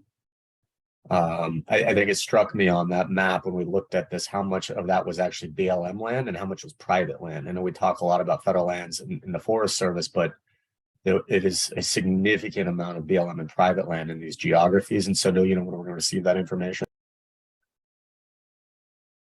Does anybody have a response to that? For the, I can try. So for the BLM information, once again, we're working with all the agencies and some of these groups, and part of that is getting the GIS folks together with the 3 state and 3 federal agencies to look at what is the missing data and what can we possibly pull in. And once again, working through the agencies, lots of requests. Everyone's got a lot of different pieces moving. So I think really good feedback, Dylan, especially with the BLM. And I think we recognize that at the beginning to gather that data, but we are looking at getting all those agency folks together, I think next week or so, or in 2 weeks. And then once again, if there's any other input, please kick in. And then the process for getting together, that's another good one too, is a couple of things. One of them is we're starting to build more of a robust regional engagement process of working with the local partnerships and collaboratives, And really understanding that, we're looking at this at a state level and we're looking at this with data, which is really good. But how do we also bring in that local knowledge within these lines that can help us really understand, where are we missing, where is accurate? The data only tells us so much, but also I think really important to recognize these are shared focal areas with the agencies, but then how do we support that local prioritization on the landscape? And really, this is not to say you shall do work here like this. It's saying, okay, this is where we really want to coordinate those investments, implement that work. So, but we really want to know is for these short-term priorities, right? Where are we wildly off? Where are we close to being off? Where are we right, et cetera? So that's kind of that regional engagement and then working with those experts that are really doing this prioritization on the ground, I think is really important as well. So hopefully that answers most of the question. And I'll just go one step further in terms of decisions. So in terms of the process, I think Nathan explained sort of the initial part of that process. We're going to come back to you next month with another set of these maps. We're also going to be sharing these maps with the strategic leadership group, or some version of these maps with the strategic leadership group on Friday, this Friday. And then we're going to get input from them, and then we're going to kind of go back and massage, et cetera. And then you're going to see them again, and then they're going to see them again. Ultimately, it's the SLG that decides what the boundaries are. It is our work collectively, that means us on this call and everybody else who's involved in this process, to kind of shape it. But ultimately, it is their decision. So that is sort of the longer term process to get to the end. I hope that helps. And I've got Joseph and then John. First, yeah, just really appreciate whoever made all these maps. Who was it? Whoever they are, thank you. Mirica, can you wave and say, if we could all just bow?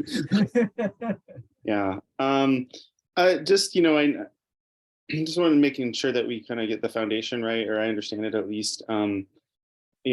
You got those black lines now, and once you put lines on a map, people really start to scrutinize. So I get using the QRA stuff. I'm just kind of wondering about the landscape health piece of that, right? And how that really, is a part of what we're charged with here to, come up with more of a fire risk map. And I'm thinking out loud here, but I'm just making sure that is relevant enough, to really drive these priority landscapes. And I just kind of think about what Washington did, what they showed us there is pretty much QRA focus. I mean, they did start with some insect things. It sounded like that did have a bearing on what they did, but I just wonder, does it skew this more, away from where we have real wildfire risk, into places where we just have landscape health identified as an issue? I'll say that we have discussed this quite a lot and over again. And it's an important question. I think that where we have come down on is that the forests happen, the fires start or spread through the forest areas. And that this is both a wildfire strategy and also a landscape resilience strategy for wildfire. And so the goal here is to get these landscapes to be resilient to wildfire and therefore healthy over the course of the 20 years, so that we don't have these catastrophic wildfires. So if we were just to focus on the QWRA areas, I don't think we would be doing our job because while the fires are going to spread through those areas that are not healthy. And so that's, I believe, where we've kind of come down. I'd welcome other people sort of weighing in on that question. Just a real quick retort. You might be right. I guess my question would be, doesn't the QRA capture that, on some level? Does it not say, this is where wildfires are going to burn because of the landscape condition? I think if you look at where the wildfires have burned and then where the QWRA sort of shows high priority, you'd see a lot of overlap and a lot of disjunct as well. Not sure the disjunct is the right word, but sort of not overlap. So I think, you know, there's reason for both, which is why we've approached it that way. Thanks. But anybody else want to weigh in on that topic before we move on to John? Yeah, hey, Dan, if you just advance a couple of slides, I think that kind of would put in focus the question. Only because it says wildfire risk and then you're seeing those outlines. So largely they're somewhat in line, and then there's just a few areas that aren't. So I'm not sure that it's super distracting. And I think that Dan's 100% right in talking about it as that holistic resiliency piece.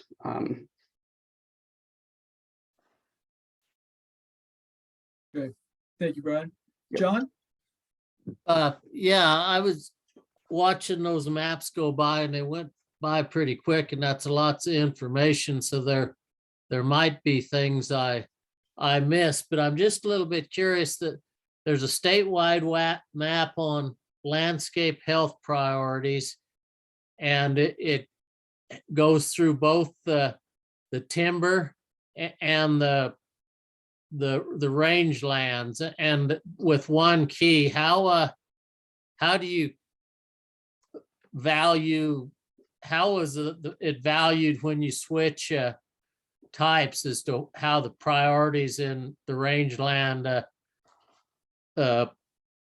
came out as opposed to priorities in the forest? I'm kind of curious what that would have looked like. I'm sure there'd be a way to do it, but I'm just wondering how that was done.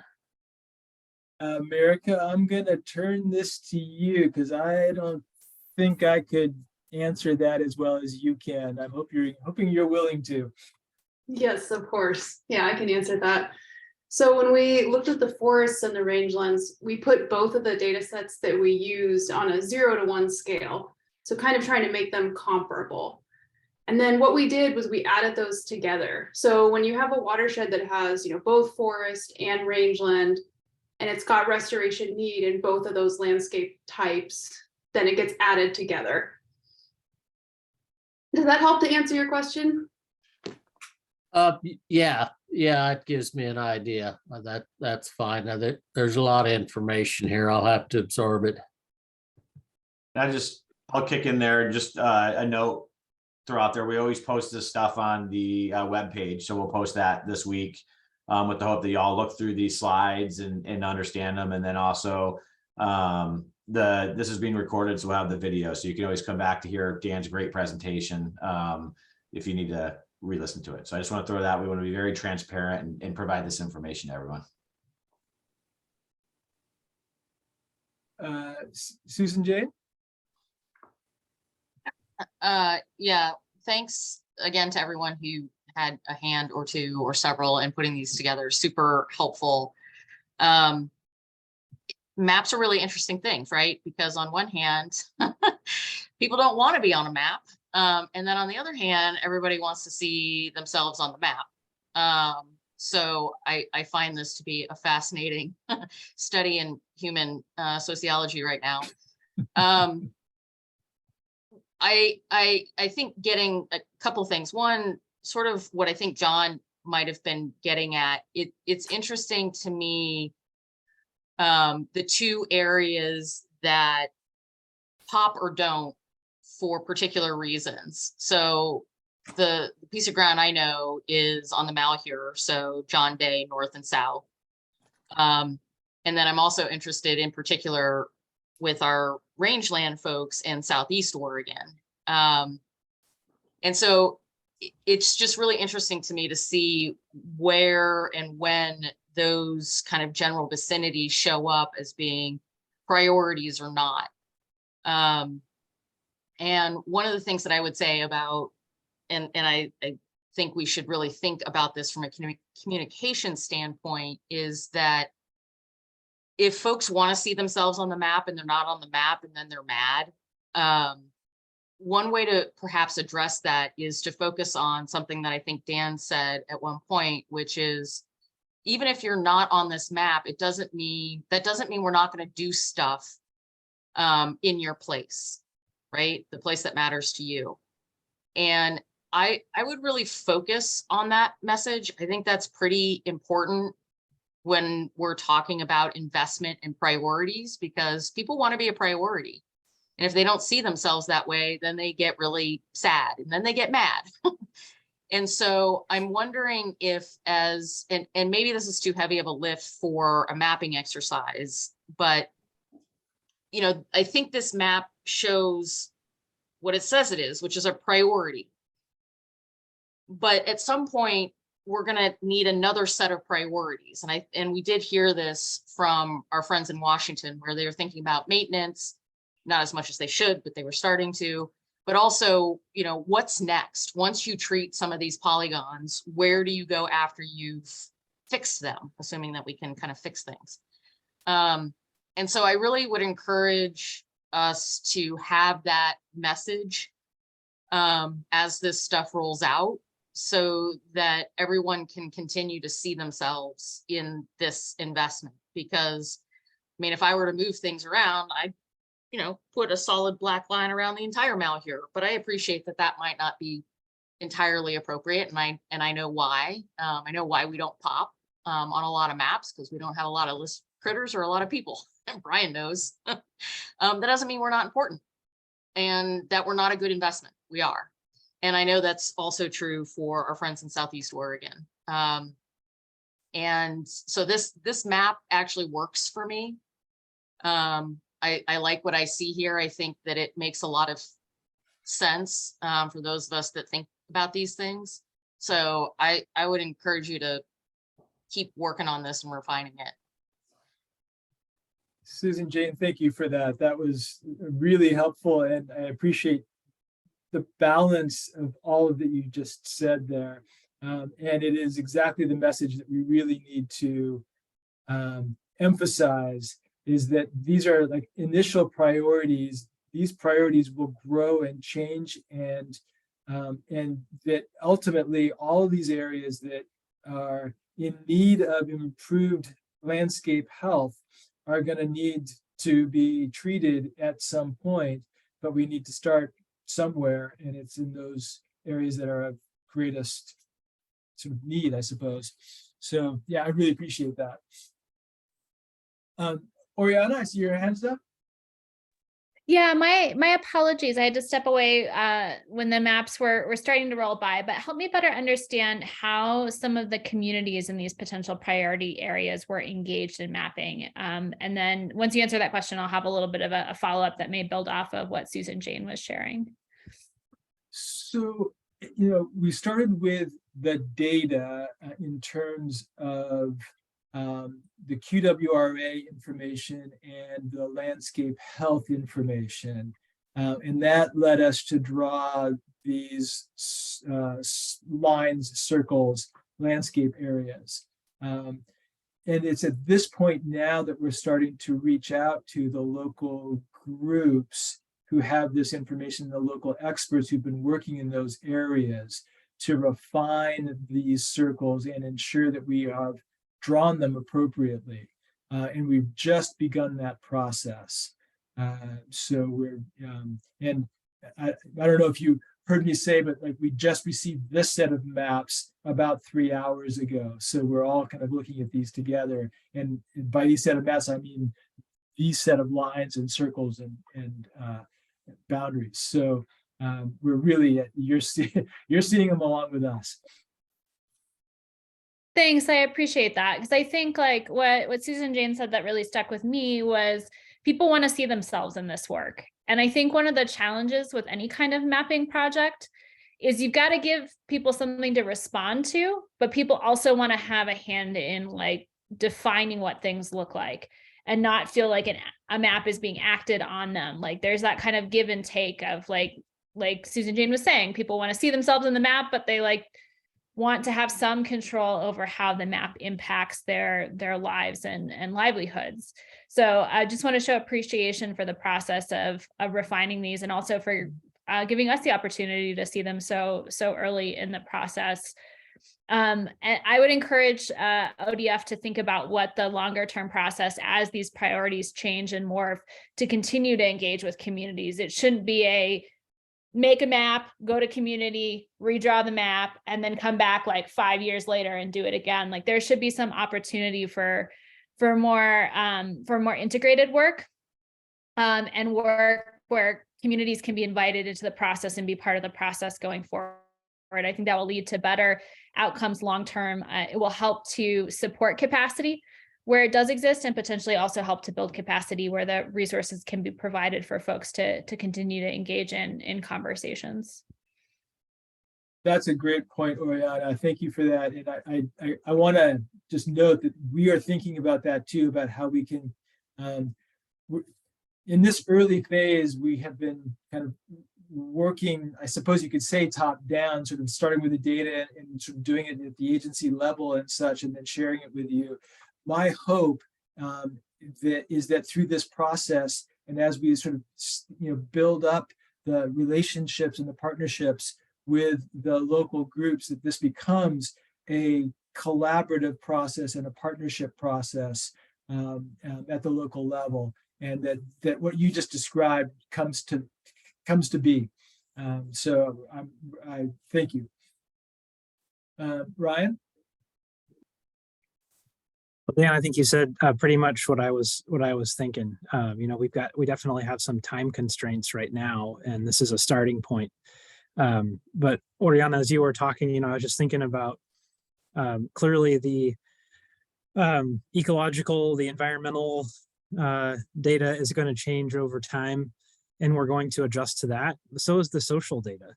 And if there's one place where we're missing some data here, it's in that realm, and it's harder to get reliable data and information, I think, to integrate into a mapping exercise like this. But I sure hope that we can get there, as Dan was just saying, over time, with additional refinement and investment, and some additional expertise that I don't know that we've got right now.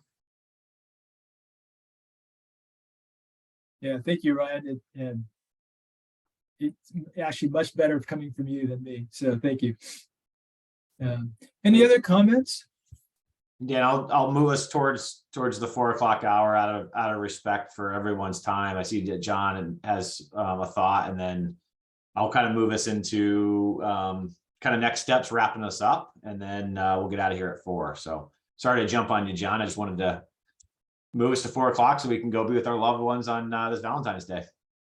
I'll be real quick. I think the last meeting we were talking about the groups that responded to the survey and what their footprint was, and there was going to be some work done toward that end. Did we get a map or something that showed what areas were covered by these groups and what areas were gaps? I can step in. I think the question is, where are the collaborative and partnership boundaries, or where are people working? Was that the general? Basically, yes. Yeah, so we have a meeting, a lot led by INRs helping bring this together. Through EJ's survey, the QCA, we asked for geographic boundaries of where the groups are. So we're getting those, and we're hoping to put those on a map here, I think this month. And I'll also, Mirek, I don't know if you want to throw in there, but the answer is yes, we're planning on it. Hopefully soon to start overlaying this. And that's the idea too, is understanding where are these areas. And also, Joseph threw out there that there's a lot of areas that are in designated wilderness, et cetera. Like, we understand, like, there's a lot to this. It doesn't have everything, but it's discussion support. It's allowing us to focus in where are those coordinated actions, investments, where are those groups, how does implementation work, where's our capacity to really bring a lot of this together. So just want to really express it's chunking down the elephant to really look at how are we getting down to these local priorities. And something else, the desire in Washington DNR to get to one stage lower, I think is great, but also understanding that a lot of that's happening at the local level. I know Rogue Forest Partners, Carrie's here, has done some really good prioritization work. It's happening all over. And how do we support that? And that's part of the capacity as well, is where is that happening? How do we support that? Where's that local knowledge? Where's that local community support? I think all of that's really important. So just wanted to kind of wrap some of that in. And John, hopefully that answers your question. We hope to have that here pretty soon. And then you're on mute there, John. That helps. And then I was pointed out there's a map in the chat, so Excellent. that'll work. Yep. Yep. And then some kind of future desires too. There's a lot of data. And one of the challenges we dealt with, you start overlaying this data and it just turns into a big blob. But how do we also start looking at this where we can display it interactively so people can turn things on, turn things off? How do we also share data so local prioritization is seeing all of this information? And that goes into the future conversations about decision support, being open, transparent, and providing this information. And we've gotten some feedback too. It'd be really nice if we could all have access to data and thinking about kind of those central hubs, et cetera, which is more layers, but you can see that we're constantly trying to build. So I'm going to go ahead and wrap us up with kind of next steps, just so everyone can kind of see where we are and where we're going from now and really over the next 20 years. But I just want to, I'll go ahead and share my screen one last time here and just bring some information out. Let's see. So, so the outline of the strategy, we had kind of pulled this together within the framework document. What does this actual strategy in this written document look like? You know, we've talked about vision, strategic elements, governance, engagement. There's been a lot of talk about kind of the governance and how are we working. We're continuing to refine that, shared priorities, really kind of getting into those focal geographies and shared priorities, the actions, investment. So we're really starting to bring this thing together, which is very exciting. But what I want to point out is taking this information, and we got to get to goals and targets, investment strategy, and then accountability mechanisms and metrics. And that's where we're going next, is really starting to drive that to round this overall strategy together. So we're really digging into that. So I also want to point out this information, right? We have continual meetings, the agency coordination group on Thursday and the strategic leadership group on Friday. So continuing to refine a lot of this, but kind of our next steps is goals and targets, that investment strategy and accountability, and really starting to wrap up what is this written document and the strategy. And that was the next piece. We looked at this, I believe, last month or in previous months, but just kind of our short-term timeline to get us to June. So kind of in that January through March, and really starting to bring these pieces together, which we're getting there. And then really the idea in March is to present some of these key components to this group and to other groups to really say, okay, this is how we're bringing this thing together. And then get into an initial draft by April. And once again, the idea is no surprises. We've been working on this. We've been bringing information. We've been getting feedback. So by the time we get to that initial draft, is really having you take a look at it and helping us kind of pencil it out and refine this thing to get to that May kind of next draft and that June final, and get that endorsement by the strategic leadership group. And wanted to express as well that really kind of a foundation of what is the future. It's not the silver bullet that's produced. It's the way that we're operating into the future. And really all this feedback is really important to that. So I just wanted to point kind of some of that out. That's where we're looking at next steps and what we have for our next meeting as well.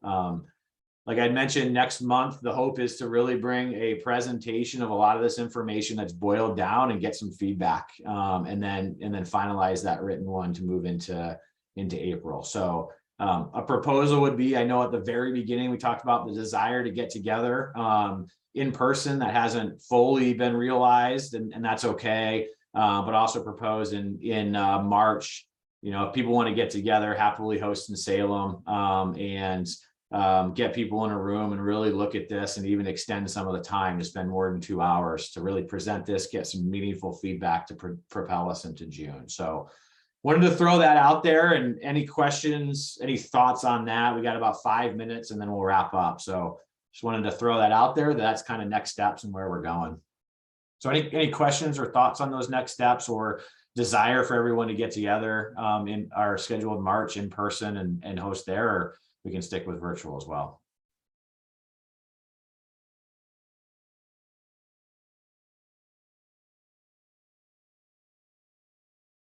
All right, slam dunk. Okay. Give a few more seconds of awkward silence. I'm fine with it. I'm pretty used to it, but we'll give that and then we'll wrap us up. So I'll give everyone another last opportunity. Well, Nathan, I don't know if I'm the voice you're looking for, but I like the idea of a little bit of extra time to dig in as things kind of come together. And certainly looking around the screen, I know that not everybody could make the trip to Salem. We could certainly make that a successful hybrid meeting at our campus in Salem. Thank you, Ryan.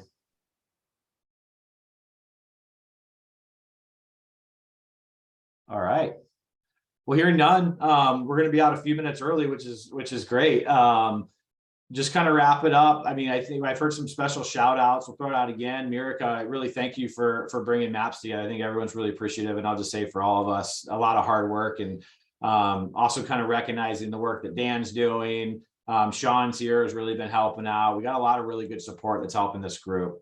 Special thank out to Brian, Forest Service. We talked about Forest Service engagement. Really appreciate you being here.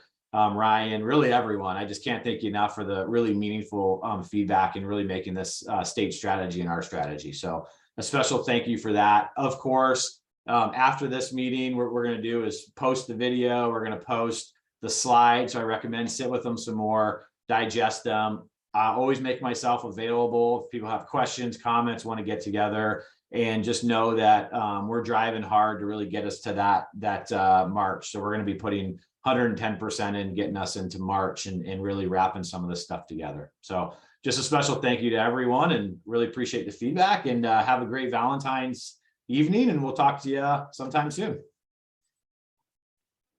Thanks, everyone.